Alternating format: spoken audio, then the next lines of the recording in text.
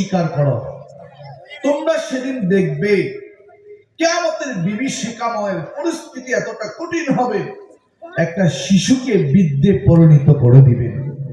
চতুর্দিকে মানুষের হাহাকার হবে, মানুষের মাথার উপরে সূর্য থাকবে, সেদিন মানুষের অবস্থা বড় কঠিন হবে। তিরমিজি শরীফ হাদিস নাম্বার 2421 নাম্বার হাদিসের বর্ণনা। হাদিসের মান সহিহ। قال رسول الله صلى الله عليه وسلم إذا كان يوم القيامة ودنيت الشمس من العبادة حتى تكون في دمين أو باثنين নবীজি সাল্লাল্লাহু আলাইহি ওয়াসাল্লাম বলেন, কিয়ামতের ময়দানে সূর্যকে মানুষের অতি কাছাকাছি এনে দেওয়া হবে। সূর্য কত কাছে আসবে? নবী বলেন 1 মাইল অথবা 2 মাইল কাছাকাছি, মানুষের কাছাকাছি নিয়ে আসা হবে। সূর্যের তাপগুলো আল্লাহ বলবেন, সব তাপগুলো ছেড়ে দাও। সূর্যের তাপ মানুষকে গলা দিবে। দুনিয়া থেকে লক্ষ লক্ষ মাইল দূর সূর্য,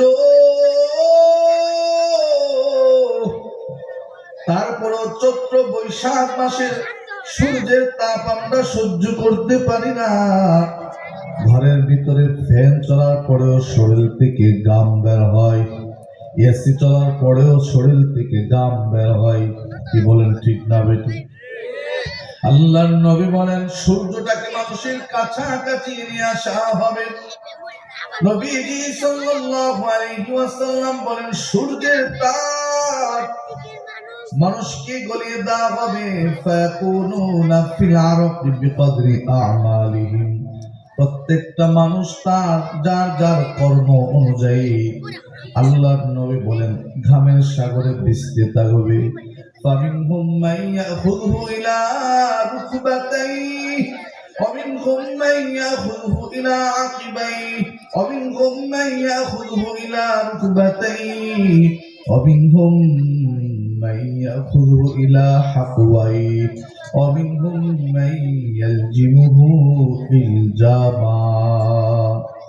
নবী বলেন, এই সূর্যের তাপে মানুষের শরীর থেকে যে ঘাম বের হবে, কারো কারো ঘাম পায়ের টাকনু পর্যন্ত, কারো কারো ঘাম পায়ের হাঁটু পর্যন্ত, কারো কারো ঘাম কবর পর্যন্ত, কারো কারো ঘাম মুখের লাগাম পর্যন্ত চলে আসবে। সেদিন বিভীষিকাময় একটা কঠিন পরিস্থিতির মাঝে মানুষের সময়টা পার করবে। আল্লাহ সেদিন যেন আমাদেরকে তার রহমতের চাদর দিয়া আরশে আজিমের নিচে ছায়া দান করেন, বলেন আমিন। কঠিন পরিস্থিতি হবে। সূরাতুল হজের যে আয়াত আপনাদের সামনে পড়লাম, এই আয়াতের তাফসীর করতে যায় ইমাম বুখারী রাহিমাহুল্লাহ বাবুত তাফসীরে 4741 নম্বর হাদিসের বর্ণনায়, তিরমিজি রাহিমাহুল্লাহ তিরমিজি শরীফে ব্যাখ্যা অধ্যায় 3165 নম্বর হাদিসের বর্ণনায় এই আয়াতের তাফসীর করতে যায় একটা হাদিস বর্ণনা করেছেন।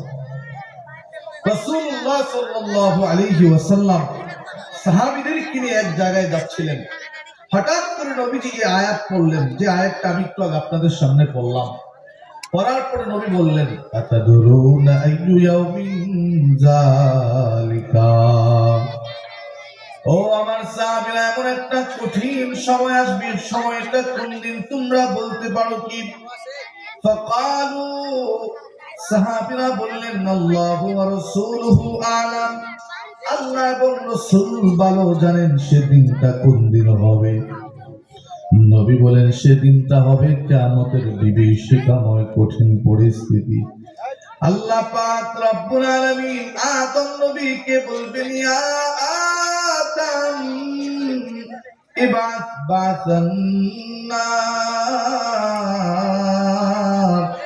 আদম তুমি তোমার সন্তানদেরকে জাহান্নামের জন্য আলাদা করো। এই বাচ্চারা কথা বলবো না, তুমি তোমার সন্তানদেরকে জাহান্নামের জন্য আলাদা করো। আদম নবী বলবেন, আল্লাহ আমি আমার সন্তানদের মধ্য থেকে কয়জনকে জাহান্নামের জন্য আলাদা করব? আল্লাহ বলবেন ক্বালা তিসউ মিআতিন ওয়া তিসআতু ওয়া তিসউনা ইলান নার ওয়া ওয়াহিদুন ইলাল জান্নাহ। আল্লাহ বলবেন আদম 1000 সন্তানকে তুমি আলাদা করো, 1000 সন্তানকে আলাদা করে 999 জনকে জাহান্নামের জন্য আলাদা করো, আর 1000-এর মধ্যে একজনকে জান্নাতের জন্য আলাদা করো। এই কথা শোনার পরে সাহাবা একরাম ফানশাল মুসলিমুনা ইয়াবকুন, সাহাবা একরাম অঝরে কান্না শুরু করলেন। হায় হায়, হাজারে যদি একজন মানুষ জান্নাতে যায় আর 999 জন মানুষ জাহান্নামে যায়, আমাদের অবস্থা কতটা কঠিন হবে। নবী এই নবীর জবান থেকে এই কথা শোনার পরেই সাহাবা একরাম কান্না শুরু করলেন। নবী বললেন, সাহাবীরা কান্না করিও না, কারিবু ওয়াসাদ্দিদু, আল্লাহর নৈকট্য হাসিল করার জন্য চেষ্টা করো, আল্লাহর নৈকট্য হাসিলের জন্য সর্বদিক দিয়ে চেষ্টা করো, সরল সোজা পথে চলো। শোনো, কান্না করিও না। যদিও আল্লাহ পাক 999 জনকে জাহান্নামে দিবেন, একজনকে জান্নাত দিবেন। বেশিরভাগ মানুষ হবে ইয়াজুজের মাজুজের পক্ষ থেকে, বেশিরভাগ মানুষ হবে জাহিলি যুগের মানুষের পক্ষ থেকে, বেশিরভাগ মানুষ হবে মুনাফিকদের পক্ষ থেকে। সাবধান, আল্লাহর নৈকট্য হাসিলের জন্য চেষ্টা করতে থাকো। আল্লাহর নৈকট্য যদি হাসিল হয়ে যায়, আমি আশা রাখি তোমাদেরকে আল্লাহ জান্নাতের মেহমান বানায় দিবে। জোরে বলেন। এই জায়গাটার নাম জানি কি? সাদারিপাড়ার মানুষগুলো কি এত তাড়াতাড়ি দুর্বল হয়ে গেছে? দুর্বল হওয়ার তো কথা না। তারপর নবীজি যখন দেখলেন সাহাবীদের মাঝে এক আতঙ্কের ছাপ, নবী বললেন, শোনো, ইন্নী আরজু আন তাকুনু রুবা'আহলিল জান্নাহ। ও আমার সাহাবীরা, কিয়ামতের ময়দানে যত মত জান্নাতের মধ্যে ঢুকবে, আদম নবী থেকে আমি নবী পর্যন্ত এর 4 ভাগের 1 ভাগ হবে আমি নবীর উম্মত। নবী আদম থেকে নিয়ে আমাদের নবী পর্যন্ত যত উম্মত জান্নাতে ঢুকবে, এর 4 ভাগের 1 ভাগই হবে আমার নবীর উম্মত। এই কথাটা শোনা মাত্রই ফাকাব্বারু, সাহাবা একরাম তাকবীর মারলেন, আল্লাহু আকবার বলে তাকবীর দিলেন। সাহাবীদের সুন্নাত হলো তাকবীর দেওয়া। এই মুসলমান, এই সাহাবীদের সুন্নতটা আদায় করতে রাজি আছেননি? জোরে বলেন। বলেননি? আল্লাহ বলেন তো আল্লাহু আকবার। এই আওয়াজ হয় নাই? জোরে আওয়াজ দিয়ে বলেন আল্লাহু আকবার। মুসলমান আওয়াজ দিয়ে বলেন আল্লাহু আকবার। নবী যখন বললেন, সাহাবীরা শোনো, কিয়ামতের ময়দানে যত মানুষগুলো জান্নাতে যাবে, এর মধ্যে 4 ভাগে 1 ভাগ হবে আমার উম্মত। এই কথাটা শোনা মাত্রই সাহাবা একরাম তাকবীর মারলেন। নবী তারপরে বলেন, ইন্নী আরজু আন তাকুনু সুলুসাহলিল জান্নাহ। ও সাহাবীরা রে, শোনো, যত মানুষগুলো জান্নাতে যায়, তার মাঝে 3 ভাগের 1 ভাগ হবে আমি নবীর উম্মত। সাহাবা একরাম আবার তাকবীর দিলেন। আল্লাহর নবী বলেন, ইন্নী আরজু আন তাকুনু নিসফা আহলিল জান্নাহ। ও আমার সাহাবীরা, নবী আদম থেকে নিয়ে আমি নবী পর্যন্ত যত মানুষগুলো, যত উম্মতগুলো জান্নাতের মেহমান হবে, নবী আদম থেকে ঈসা নবী পর্যন্ত সমস্ত উম্মত হবে অর্ধেক, আর বাকি অর্ধেক উম্মত হবে আমার উম্মত।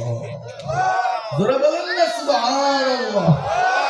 এর থেকে সৌভাগ্যবান আর কি হতে পারে যে নবীর উম্মত হওয়ার কারণে সমস্ত নবীর উম্মত হবে অর্ধেক, আর আমার আপনার নবীর উম্মত হওয়ার কারণে জান্নাতি হবে এই উম্মতের মধ্যে অর্ধেক। আল্লাহু আকবার। আপনারা খুশি না বেজা?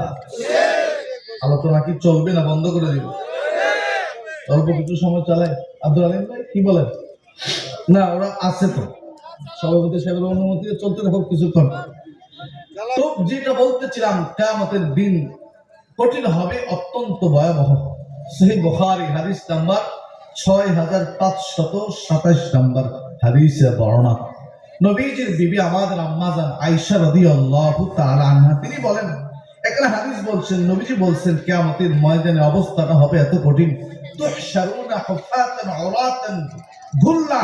আল্লাহর নবী বলেন কিয়ামতের দিন মানুষগুলো যখন উঠবে, মানুষের গায়ের মধ্যে কাপড় থাকবে না, মানুষের পায়ের মধ্যে জুতো থাকবে না, মানুষকে খতনাবিহীন অবস্থায় কিয়ামতের দিন ওঠানো হবে। সেদিন যেদিন নাকি আসমানে মাথার উপরে সূর্যগুলো একেবারে সূর্যটাকে কাছাকাছি নিয়ে আসা হবে, মানুষের শরীর থেকে ঘাম বেয়ে বেয়ে পড়বে, 70 গজ পর্যন্ত ঘামগুলো ছড়ায়া পড়বে। আল্লাহ পাক সেদিন 7 শ্রেণীর মানুষদেরকে ডেকে বলবেন, এই 7 শ্রেণীর মানুষরা শোনো, তোমাদেরকে আল্লাহ আজকে আমি আল্লাহ সূর্যের তাপ লাগতে দিব না, তোমাদেরকে আমি আল্লাহ ঘামের সাগরে ভিজতে দিব না, তোমাদের জন্য আমি আল্লাহর আরশের ছায়ার নিচে, রহমতের ছায়ার নিচে তোমাদেরকে বসার ব্যবস্থা করে দিলাম। এমন 7 শ্রেণীর মানুষ আমরা হতে চাই কি চাই না? আল্লাহ আমাদেরকে কবুল করে, বলেন আমিন। সহিহ বুখারী হাদিস নাম্বার 1423 নাম্বার হাদিস, 1423। এই হাদিসটা ইমাম বুখারী তার বুখারী শরীফে উল্লেখ করেছেন, ইমাম মুসলিম শরীফ উল্লেখ করেছেন, সিহাসিত্তার প্রায় কিতাবের মাঝে এই হাদিসটা আছে। উস্তাদরা এখানে আছেন, মুহাদ্দিসরা এখানে আছেন, ওনারা বলতে পারবেন অত্যন্ত গুরুত্বপূর্ণ একটা হাদিস। قال رسول الله صلى الله عليه وسلم سبعة يظلهم الله في ظله يوم لا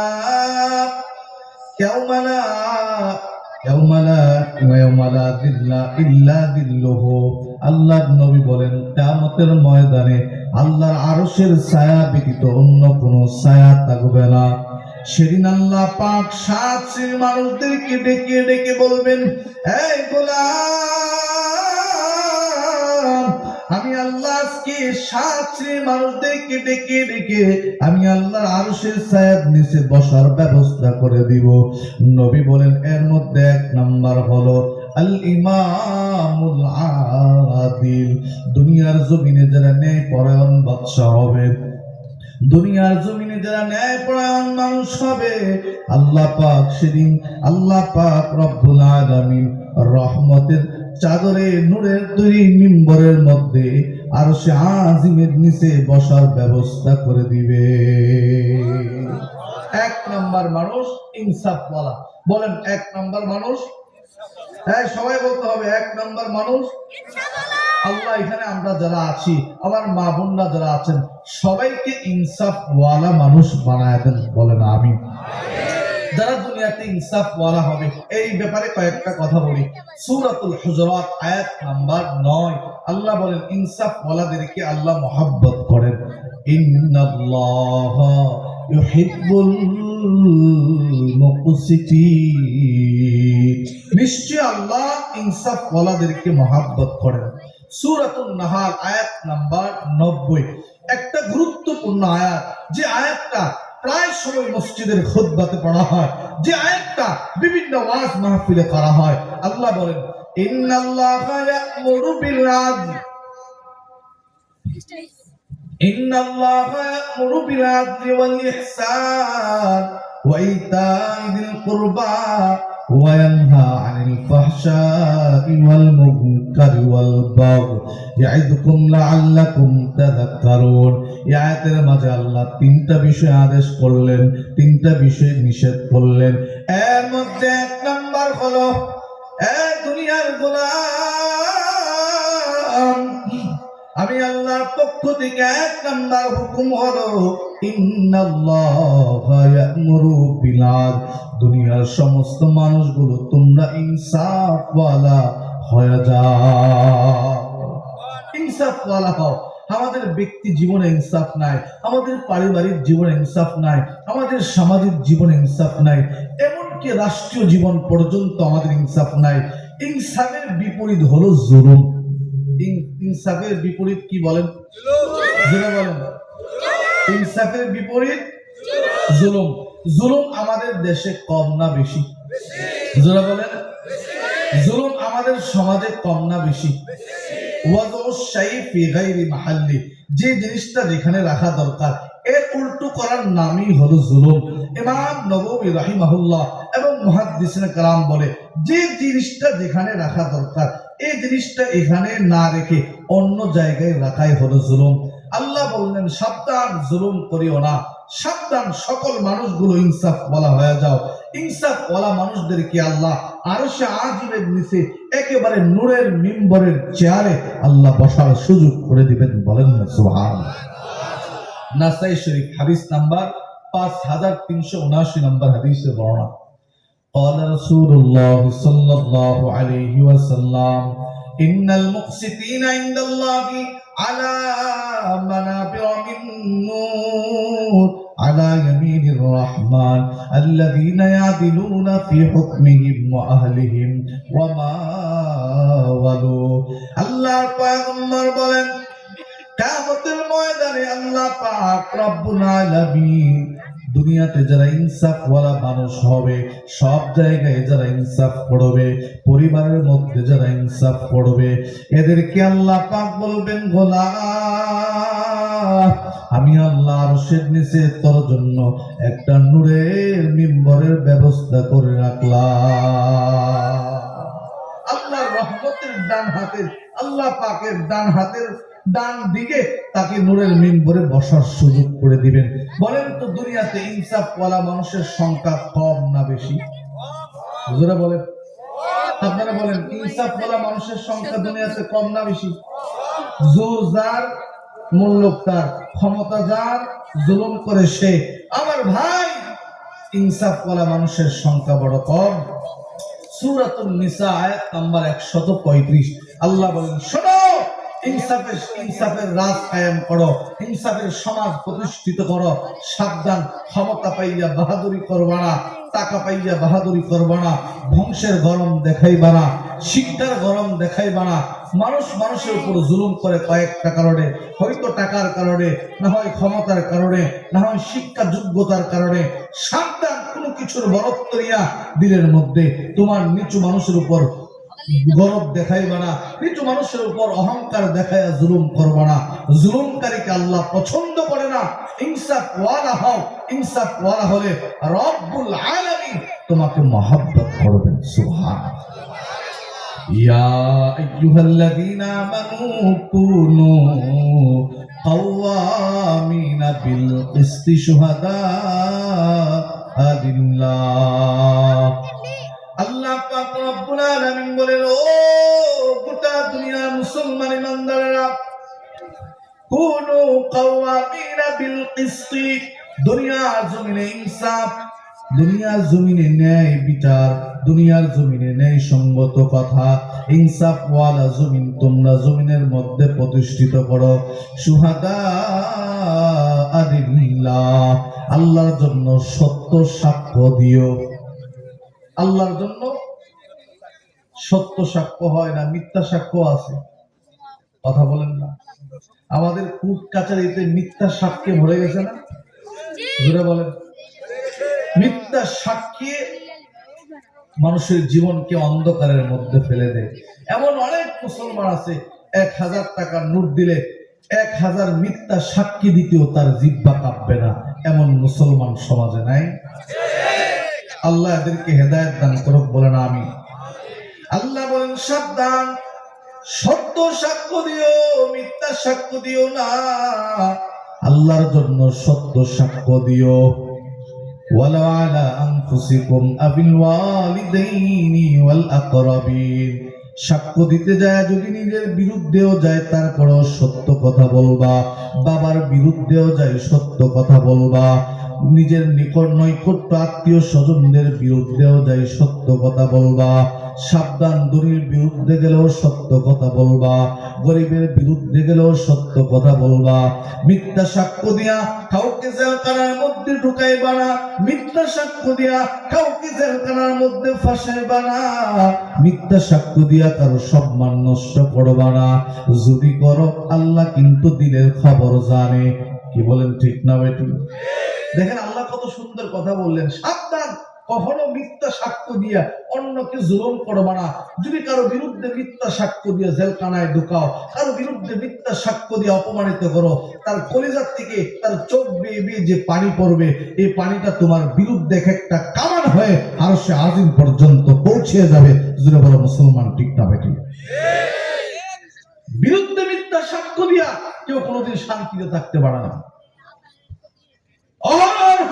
এদেশের মুসলমান নিজের ঈমান আমল বিক্রি করে ক্ষমতার দলে, ক্ষমতার রসাতলে পড়ে নিজের দল প্রীতি, নিজের নেতা প্রীতির পিছনে ঘুরে মানুষের বিরুদ্ধে মিথ্যা সাক্ষ্য দিয়ে জেলখানার মধ্যে রাখো, পরিবার থেকে বিচ্ছিন্ন রাখো, সমাজ থেকে বিচ্ছিন্ন রাখো। এই নিরহ মুসলিম মানুষটা জেলখানার মধ্যে অন্ধকারে